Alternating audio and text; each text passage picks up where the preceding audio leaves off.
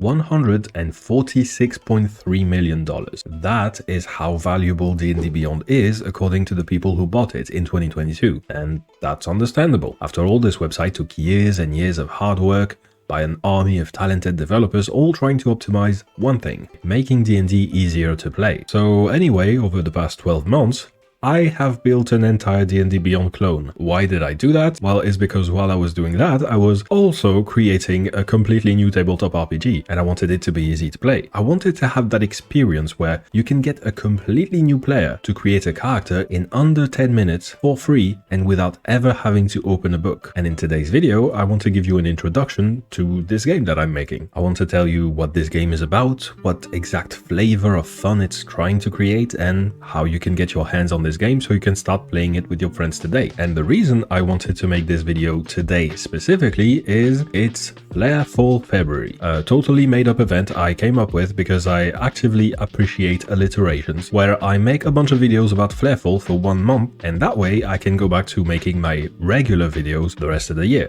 So, welcome to the 22nd century, or at least what's left of it. 20 years ago, a massive solar flare fried most electronics on Earth, which made humanity go back to the Stone Age overnight and caused the collapse of modern civilization. You play as a crew of survivors who are trying to rebuild society somehow. So the game has two main themes, a natural apocalypse and near sci-fi. To me, there are two main appeals to the post-apocalyptic genre. The first is that doomsday prepper power fantasy, where 99% of the people didn't survive the apocalypse, but you did. And that means that almost by definition, if you're playing a character in one of those stories, you are tougher and probably smarter than 99% of people. So of course, this game gives you a bunch of dangers to overcome. Raiders, mutant monsters, killer robots, acid rain, and even the most dangerous challenge of all, locked doors. But if you dig a little deeper, there's another aspect, which is that post-apocalyptic stories usually include some kind of commentary about the human condition, nuclear war, misaligned artificial intelligence, climate change, permanent martial law states, rampant unchecked capitalism, and of course, people who leave a YouTube video without writing a funny comment. But Flareful is a game, it should be interactive, and so I decided to have a bit of a different approach, where the apocalypse wasn't caused by human hands. I'm not really so much interested in blaming the apocalypse on one thing or one person or another. That's not really the focus. I'm more interested in putting the players at the heart of the conversation and focusing on asking them, what would you do? The flare basically pressed the reset button on civilization. I've told you the players were survivors trying to rebuild society, but what kind of society they rebuild is entirely up to them. Will they try to repair what's broken and go back to how things used to be, flaws and all? Or maybe they will try to create something new, even if that means exchanging the devil they know for one they don't. The players are given a world that's turned into a blank canvas, and they're the ones holding the paintbrush. To me, that's the thing that keeps me coming back to tabletop RPGs. That weird Venn diagram where on one hand we're having some big dumb fun eating pizzas with friends, shooting a bunch of mutant monsters with laser rifles and getting some loot, but then simultaneously we're having deep philosophical debates that are thinly veiled metaphors for the French Revolution.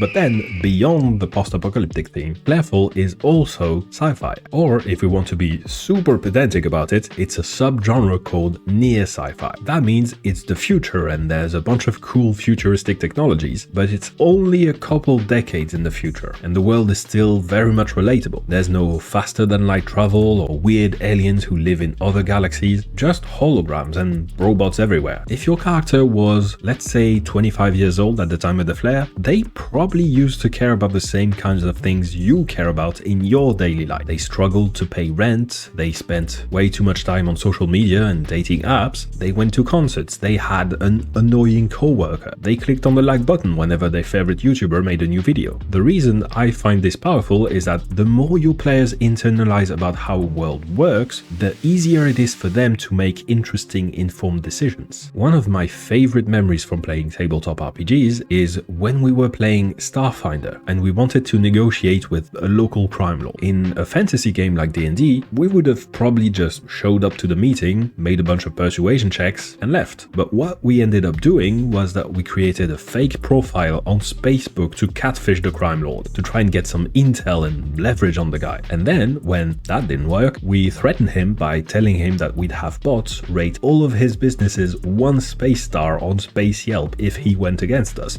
To me, that kind of shenanigan is much easier to pull off in a modern setting than in a fantasy world, because in a fantasy world, you kind of need to be taught how things work. Do crime lords have teleportation circles? Do they have resurrection magic? Do you need to protect yourself from divination? There's basically no end to the amount of questions you could ask where the answers will have a real impact on the type of plans your players will want to come up with, but where the answers won't be obvious or intuitive just because you're in a fantasy world. But in a game like Flareful, set in the modern world, you kind of don't need to be taught how things work because you've lived in that world your entire life already. How does the crime lord communicate with their men? With a cell phone like a normal person. Where do they store their secrets? Probably on a computer somewhere. So, what is Flareful about? It's a game about a natural apocalypse in a near sci-fi world. It's a game about problem solving in a wasteland with a good bit of tactical combat sprinkled on top of it. And of course, it's about the characters your players will create, their teamwork and their decisions. So how do you play it? Well, I'm going to be making a bunch of other videos throughout this month, walking you through the basic rules, how to create a character, how combat works and more. If you want to make sure you don't miss those videos, scroll down to the video description and you'll find 2 things. First, a playlist which will get updated with the rest of the videos as they get uploaded, and second, a Discord server where you can receive notifications whenever I make a video about the game by picking up the Flareful role. But if you don't want to wait for those videos, you can play the game right now. The game is still in the very early stages, and that means this is when I need the most feedback about it. So I made a decision. Until I'm comfortable putting a price tag on it, you can get the alpha version of this game for free, the entire thing. It won't stay free forever. I plan on running a Kickstarter campaign to get it printed and maybe commission a bunch more art whenever the game is actually done. But until then, you can just go on flareful.com and access everything. And I don't just mean the rules, I also mean the GM guide and the whole D&D Beyond clone I've built for this game. Because yeah, this game also comes with a fully integrated online character sheet that guides you through the process of creating a character, and a real-time chat with animated dice rolls, so you and your friends can lose your collective minds whenever someone lands a triple critical hit. Yes, there are triple critical hits in this game. There's a fully customizable GM screen with an initiative tracker that gets updated in real time with your players' current hit points, and a party inventory so you can give your players loot that they can then divide among themselves. I mean, I've even got tools for streamers, which is something that maybe 3 people in the entire world are ever going to need, but I'm one of them, so I made it. So if you want to get your grubby hands on this game that I've spent the past couple of years working on, you can, right now. You can just go to the website and create a character. And then, when you inevitably find something that's not working as it should, you can tell me about it on Discord, and with your help, I'll be able to make this game as good as it can possibly be. Alright, that's it for today's video, but see you tomorrow for a video about the basic rules.